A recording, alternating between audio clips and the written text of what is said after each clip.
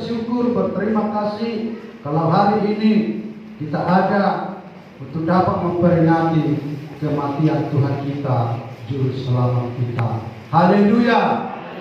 Saudaraku yang dikasihi Tuhan, firman Tuhan yang mau kita perhatikan yang terambil di dalam Perjanjian Baru, yaitu Lukas 23 ayat 44 sampai 46. Lukas 23 ayat 44 sampai 46.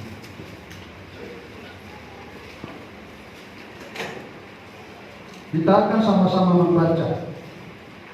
Kalau sudah ditentukan katakan amin. Satu, dua, tiga. Ketika itu hari sudah kira-kira jam 12, lalu kegelapan meliputi seluruh daerah itu sampai jam 3. Sebab matahari tidak bersinar dan hari mulai suci telah dua. Lalu Yesus berseru di tengah-tengahnya, "Ya Bapa, ke dalam tanganmu kuserahkan nyawaku." Dan sesudah berkata demikian, ia menyerahkan nyawanya. Puji Tuhan. Saudaraku yang dikasihi Tuhan, firman Tuhan ini menjelaskan kepada kita ketika Yesus mati, maka dikatakan di sana kira-kira jam 12 dan dikatakan kegelapan meliputi seluruh daerah itu sampai jam 3. Kematian Yesus ini di timur sana mungkin ada perbedaannya dengan daerah kita. Mungkin di sini selisihnya 3 jam atau 4 jam. Namun bukan sejarahnya penting bagi kita, saudaraku yang dikasihi Tuhan. Tapi yang mau kita perhatikan di sini adalah di sini lalu Yesus berseru dengan suara nyaring, "Ya Bapa, ke dalam tanganmu kuserahkan nyawa." Bahwa Yesus itu dia mau menyerahkan nyawanya. Kenapa dia mau serahkan nyawanya?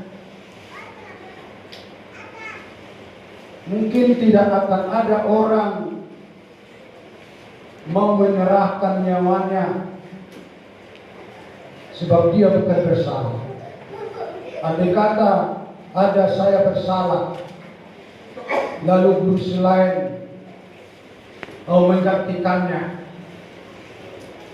ini tidak adil. Tapi kita lihat ini sekarang, saudara-saudara,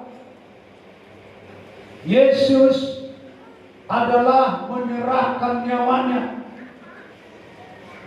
Yesus, saudara-saudaraku, rela memberikan nyawanya. Dengan kata lain, sebenarnya Yesus ini bukan bisa mati. Dia tidak akan bisa mati. Maka banyak orang berkata, bodoh kali orang Kristen ini. Dia bertuhankan yang mau mati. Kalau mau mati buat apa dia Tuhan? Atau juga dia tidak bisa membela. Orang banyak berkata demikian, saudara-saudara yang dikasihi. Memang benar Tuhan itu tidak akan pernah mati. Jangankan mati, saudaraku, terlelap pun, tertidur pun dia tidak pernah. Dikatakan di dalam Mazmur 121, terlelap atau tertidur pun Tuhan tidak akan pernah berangkat mati. Tertidur aja, terlelap aja pun dia tidak, apalagi mati. Jadi Tuhan kita itu, saudaraku yang dikasihi Tuhan, dia tidak akan pernah mati. Tetapi yang mati, saudaraku, adalah manusianya. Dia yang mati, saudaraku. Itu yang mati, saudaraku. Itu yang diserahkan kepada Allah di dalam surga. Bukan Tuhan kita yang mati. tapi manusianya. Bahwa Tuhan kita itu 100% manusia, 100% Allah. Jadi Tuhan kita itu Allah yang tidak akan pernah mati. Tapi yang mati adalah manusianya. Sebab dia datang ke tengah dunia mau menjadi manusia sama dengan manusia supaya dia mati, saudara-saudara yang dikasih Tuhan. Jadi Bapak Ibu Saudara yang dikasih oleh Tuhan, yang mati itu bukan Tuhan kita, bukan Allah kita, tapi yang mati itu adalah manusia Allah, manusia Yesus. Itulah yang mati di Kalvari. Itulah saudara-saudaraku yang telah mati bagi saudara dan bagi saya dan bagi kita semua. Puji Tuhan. Saudara yang dikasih Tuhan, hari ini Yesus kita adalah bukan berdosa. Yesus kita adalah bukan penjahat. Yesus kita adalah bukan pemberontak. Tapi dia sungguh-sungguh Tuhan yang kudus, Tuhan yang suci, Tuhan yang tidak pernah berdosa. Tapi dia mati saudara-saudaraku, bagi saudara dan bagi saya, supaya kita memperoleh kelepasan, kebebasan, dan supaya kita memperoleh hidup yang kekal yang Tuhan janjikan bagi setiap manusia yang percaya kepada. Dan oleh karena itulah Tuhan kita, Allah yang baik, Allah pengasih, Allah penyayang itu. Dia rela berkorban. Maka tidak ada Allah seperti dia. Tidak ada Yesus seperti Yesus kita itu, yang rela berkorban bagi orang lain. Hanya satu-satunya pribadi yang mau rela berkorban, hanya Yesus Kristus, Tuhan dan Juru Selamat saya dan Juru Selamat saudara. Puji Tuhan. Saudara yang dikasih Tuhan, yang menjadi pertanyaan, mengapa Yesus itu mau mati? Atau mengapa, untuk siapa Yesus mati? Ini yang menjadi pertanyaan bagi kita. Mengapa dia mati? Saudara yang dikasih Tuhan, jawabannya saudaraku, karena Yesus mati untuk saudara-saudaraku menebus segala dosa-dosa. Dia mati bukan untuk dirinya. Dia mati saudaraku hanya untuk menebus dosa saudara, dosa saya, dosa dunia. Selain itu saudara-saudaraku tidak. Jadi Yesus mati hanya untuk menebus dosa saudara dan menebus dosa saya. Inilah yang perlu mau kita renungkan hari ini. Kalau Yesus itu mau mati di Kalvari, di kayu salib, di salib yang kasar itu, hanya untuk menebus dosa saya, hanya menebus dosa saudara. Darahnya tercurah, nyawanya diberikan, diserahkan, hanya untuk saya dan hanya untuk saudara. Saudara yang dikasih Tuhan, bahwa kita adalah sesungguhnya sudah berdosa, bahwa kita sesungguhnya adalah penjahat-penjahat. Maka kita lihat ini di dalam Yesaya. Kita perhatikan Yesaya 53 ayat 5. Yesaya 53, supaya kita sadar bahwa kita adalah pendosa, supaya kita adalah penjahat. Dikatakan demikian. Tetapi dia tertikam oleh karena pemberontakan kita. Ini yang pertama. Dan yang kedua dikatakan, dia diremukkan oleh karena kejahatan kita. Ganjaran yang mendatangkan keselamatan bagi kita ditimpakannya kepadanya, dan oleh bilur-bilurnya kita menjadi sembuh. Puji Tuhan. Jadi saudara yang dikasih Tuhan, pesan kematian Yesus hari ini Dia mati di Kalvari, dia mati di Golgota. Oleh karena pemberontakan saudara, pemberontakan saya, kejahatan saya, kejahatan saudara. Ini perlu mau kita renungkan hari ini. Bagaimana kejahatan kita rupanya? Bagaimana pelanggaran kita, saudara-saudaraku yang dikasihi Tuhan.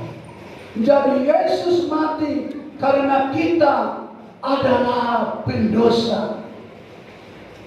Sebab seseorang pendosa itu tidak bisa melepaskan dirinya sendiri. Maka tentu saudaraku harus ada orang yang bisa melepaskan dosa itu. Adalah orang itu yang kudus, orang itu yang suci, orang itu yang tidak bercacat celah dan yang memenuhi persyaratan itu. Hanya satu saudaraku, adalah Yesus yang menjadi manusia. Itulah yang saudaraku yang memenuhi syarat itu.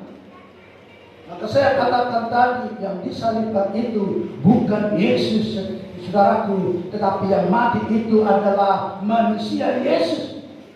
Dan itulah yang tidak berdosa yang dapat memenuhi menjadi seorang manusia yang tidak berdosa, yang tidak bercacat untuk dapat menebus orang-orang berdosa tadi, saudara-saudaraku yang dikasihi. Kira-kira paham yang saya sampaikan ini, saudaraku? Jadi ketika orang berdosa, harus ada orang manusia adalah yang melepaskan. Dan manusia itu yang tidak berdosa, yang tidak bercacat, yang memenuhi itu hanya manusia Yesus saja yang memenuhi syarat itu. Sehingga dia berinkarnasi menjadi manusia supaya memenuhi syarat untuk melepaskan saudara dan saya. Puji Tuhan. Saudara yang dikasihi Tuhan, dikatakan di sini, Bapak Ibu Saudara yang dikasihi Tuhan, bahwa Yesus mati karena kejahatan. Jadi yang mewakili dosa kita adalah pemberontakan. Yang mewakili dosa kita kejahatan. Dua kata yang mewakili kejahatan atau dosa-dosa kita. Kejahatan. Kejahatan itu, saudaraku, adalah kata sifat. Maka ketika kata sifat itu ditempelkan atau dimasukkan kepada hidup saudara atau hidup saya, maka saya disebut menjadi penjahat. Jadi ketika kejahatan itu ditempelkan kepada kita atau ditaruh dalam hidup kita, maka kita disebut atau dipanggil penjahat. Maka oleh karena itu, saudaraku yang dikasihi Tuhan, karena kejahatan kita, maka kita menjadi penjahat. Jadi semua kita ini penjahat. Dan ketika kita sudah penjahat, maka kita menjadi seteru Allah. Maka dikatakan di dalam Roma itu, kemuliaan Allah tidak ada lagi bagi manusia, sudah penjahat. Dan oleh karena itu hari ini lewat kematian Yesus, pesan kematian Yesus itu bagi saudara dan bagi saya, rupanya saya penjahat. Tanpa Yesus saya tidak akan dibebaskan, saya tidak akan dilepaskan. Penjahat. Sadar, ini yang perlu kita lakukan. Selama ini saya penjahat. Artinya bahwa kita sebenarnya manusia itu menjadi penjahat kaliber, penjahat luar biasa. Kita lihat kalau ada sama ini, penjahat-penjahat banyak dia ini. Penjahat-penjahat banyak yang ditangkap. Penjahat-penjahat banyak yang dihukum.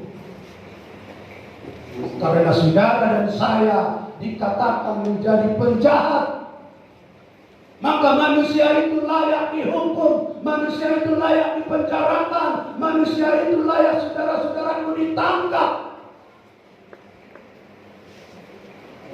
Karena mereka sudah penjahat. Dan mereka tidak akan mampu untuk melepaskan dia dari penjahat. Ketika kita sudah penjahat, tentu akan ada pembela. Ketika kita sudah penjahat, saudara-saudaraku, tentu akan disidangkan.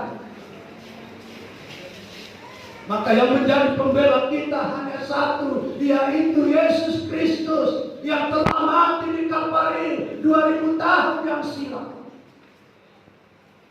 Bapak Ibu Saudara, jadi saya ini menubuatkan kira-kira 730 tahun sebelum Masehi.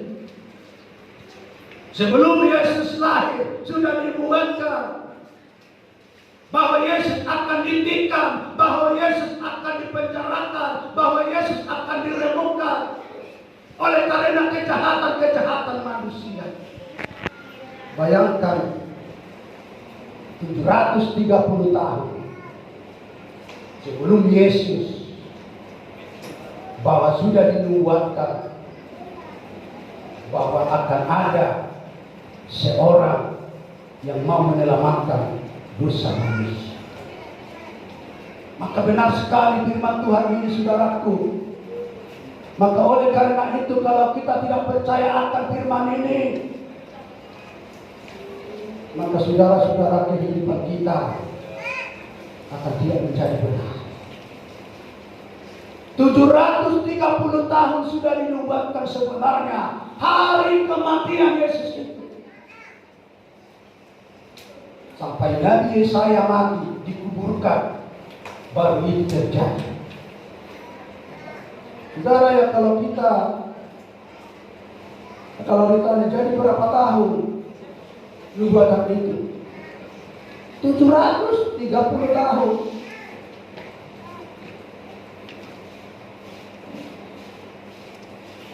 Terjadi apa yang dinubuatkan oleh Nabi Yesaya.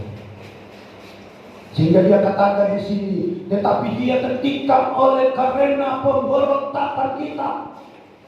Dia diremukkan oleh karena kejahatan kita. Ganjaran yang mendatangkan keselamatan bagi kita ditimpakan kepadanya. Kepadanya di sini menunjukkan bahwa pribadi Yesus Kristus yang menebus saudara, yang menebus saya. 730 tahun. Bayangkan saudara-saudara, mungkin kita entah siapa, tapi 730 tahun. Artinya kalau sebelum Masehi itu kalendernya itu mundur, tapi ketika sudah Masehi hitungnya dari 0, 1, 2, 3 sampai 2000 tahun Yesus lahir. Itu sering kita lihat. Tapi kalau kalender sebelum Masehi ini adalah hitung mundur dari 730 tahun, 729, 728, 700 sampai titik 0. Titik 0 itulah baru hari Masehi, sudah. Begitu lama baru terjadi apa yang dibuatkan oleh Nabi Yesaya. Jadi saudara-saudaraku, Yesus mati di Kalvari. Yesus mati dan menyerahkan nyawanya hanya untuk dosa-dosa kita. Maka kita, saudaraku, sudah menjadi penjahat. Maka hari ini perlu kita renungkan, oh rupanya saya penjahat. Maka kita akan berkata, kalau tidak Yesus Kristus, saya akan tetap penjahat. Tapi puji syukur hari ini Yesus mati, dia serahkan nyawanya untuk menebus saya, supaya saya tidak penjahat lagi, tetapi saya menjadi anak Allah, memperoleh hidup yang kekal seperti yang dikatakan di dalam Yohanes, yaitu 3 ayat 16 itu. Jadi saudara yang dikasih Tuhan, perlu kita renungkan, mati Tuhan Yesus itu hanya karena kejahatan kita. Ada amin? Karena kejahatan saudara, karena kejahatan saya, karena kejahatan manusia. Sebab kita tadi sudah disebut menjadi seorang penjahat. Kalau tidak mati Tuhan Yesus, maka kita, saudaraku, tidak akan layak menerima, yaitu surga yang mulia. Tapi oleh karena kematian Yesus itu, maka saudara dan saya dijanjikan layak dan berkenan menerima surga. Dan yang kedua dikatakan kita adalah pemberontak. Setiap pemberontak itu harus dimusnahkan, harus ditangkap, harus dipenjarakan, harus dihukum, harus diadili. Maka tidak heran kalau sekarang ini negara kita, Papua, ada banyak di sana pemberontak. Maka mereka itu harus ditangkap karena pemberontak. Sebab pemberontak itu Tuhan pun tidak inginkan sebenarnya, apalagi di dunia. Sama halnya kalau kita lihat sekarang itu negara Rusia. Rusia sekarang berperang dengan negara apa? Ukraina. Ukraina dulu adalah bahagian daripada Rusia. Maka Ukraina ini berkata memberontak. Rusia bilang kepada mereka, jangan bersekutu dengan NATO. Tapi Rusia dan Ukraina ini belajar memberontak. Apa yang terjadi? Mereka akan dikejar, mereka dikejar. Begitu digambarkan kehidupan saudara ketika saudara dan saya memberontak waktu itu. Maka saya akan dihukum, maka saya akan dikejar, maka saya akan ditangkap, maka saya akan dipenjarakan. Tapi Tuhan kita Allah yang baik, pengasih penyayang itu, Dia tidak lakukan itu, Dia tidak lakukan itu, dan Dia tidak buat itu saudaraku. Tapi Dia memiliki belas kasihan yang begitu dalam bagi dunia, bagi saudara dan bagi saya. Dan Dia relakan, Dia serahkan dirinya untuk saudara dan saya mati di Kalvari untuk menebus manusia berdosa itu. Puji Tuhan. Luar biasa pengorbanan Tuhan. Luar biasa saudara. Sebab tidak ada orang yang mau seperti Tuhan Yesus. Tidak ada saudaraku yang dikasih oleh Tuhan seperti dikatakan di dalam Roma itu. Tidak ada seperti dia saudaraku yang mau. Maka dikatakan, saya akan baca dari mulai ayat 8. Akan tetapi Allah menunjukkan kasih-Nya kepada kita oleh karena Kristus telah mati untuk kita ketika kita masih berdosa. Lebih-lebih karena kita sekarang telah dibenarkan oleh darah-Nya, kita pasti akan diselamatkan dari murka Allah. Jadi Tuhan Yesus itu mau saudaraku menyelamatkan kita, mau membebaskan kita, supaya kita memperoleh hidup yang kekal. Karena begitu besar kasih-Nya, Dia berikan Yesus mengganti kita dihukum, dipenjara. Tapi ketika kita renungkan betapa sakitnya penderitaan Yesus itu, betapa sakitnya yang dialami Yesus itu. Firman Tuhan menjelaskan Dia dibunuh, Dia disiksa, Dia dianiaya, Dia dimahkotai duri. Kalau saya hanya melihat filmnya saja, wah, saya kira-kira tidak ada orang yang mampu seperti itu selain daripada hanya Yesus. Tapi saudara-saudara yang dikasihi Tuhan, ini perlu kita renungkan hari ini. Ketika saudara menonton videonya saja, sangat luar biasa penderitaan. Bahkan dia diceritakan sampai hari ini pengorbanannya, dan bukti pengorbanannya ada banyak hal luar biasa. Kalau kawan-kawan bercerita yang pergi ke tanah sana kematian Yesus, bahwa setiap Yesus jatuh di sana ada dibentuk gereja, Setiap Yesus jadi ada di bentuk gereja, dan sampai sekarang itu orang-orang Israel selalu memberikan tanda ini dan supaya orang dapat mengerti betapa besarnya pengorbanan Tuhan, saudara-saudara yang dikasihi. Tapi walaupun itu belum kita lihat, dan saya percaya memang benar-benar itu terjadi, sebab sudah banyak saksi-saksi yang pergi melihat di sana, bukti-bukti, cerita-cerita yang ada di dalam Alkitab itu, di mana Yesus mati, di mana Yesus disiksa, di mana Yesus disalibkan, saudara-saudara yang dikasihi. Oleh karena itu perlu kita renungkan. Yang pertama dikatakan tadi bahwa Yesus itu mati dan bahwa Yesus itu disalibkan tidak lain tidak bukan oleh karena dosa-dosa kita. Mewakili dosa kita adalah kita seorang penjahat, kita seorang pemberontak. Artinya Bapak Ibu Saudara yang dikasih Tuhan, kalau Yesus sudah mati bagi saudara dan bagi saya, apakah saya mau lagi menyalibkan Yesus kedua kali? Ini yang perlu mau kita renungkan saudara-saudara yang dikasihi. Jangan sampai kita ada menyalibkan Yesus sampai 2 kali. Sebab firman Tuhan pun mencatat tidak ada lagi korban yang kedua. Hanya 1 kali korban dan hanya 1 kali kematian Yesus. Kalaupun dia nanti datang ke tengah dunia hanya untuk mengadili orang-orang di muka bumi ini, saudara-saudaraku yang dikasihi. Maka perlu kita sadar dan renungkan hari ini lewat perayaan kematian Yesus itu, Jumat Agung ini. Yesus sudah berkorban bagi saya.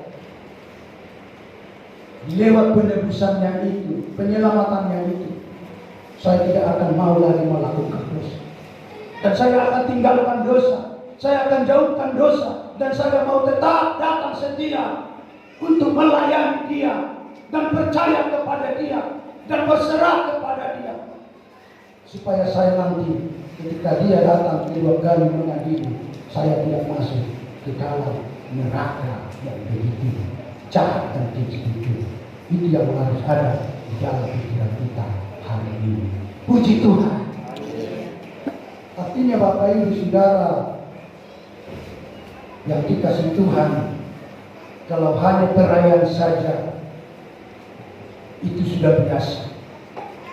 Tapi apa yang menjadi maknanya di dalam hidup kita, mulai bahasa Batak mandok, ada polana nanasi turota, berhiti-hiti hanamat ini kencis, makna Holland merayakan begitu. Tetapi saudaraku, perlu kita mengerti, perlu kita tahu apa pesan kematian Tuhan Yesus bagi hidup saya. Ini yang penting saudaraku yang dikasihi.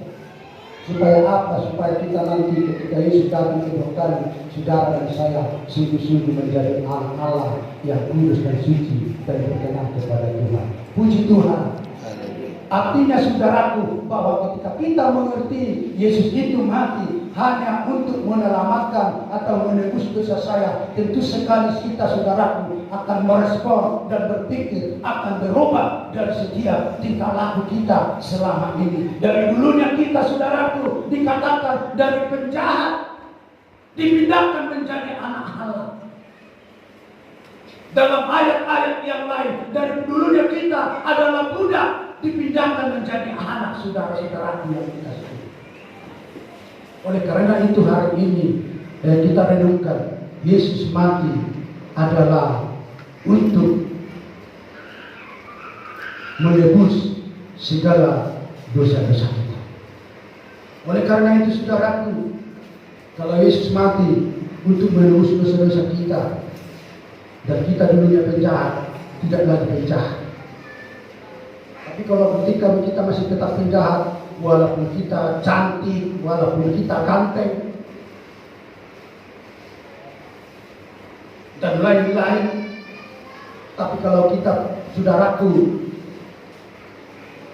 tetap penjahat, maka itu tidak ada artinya, saudaraku yang dikasihi.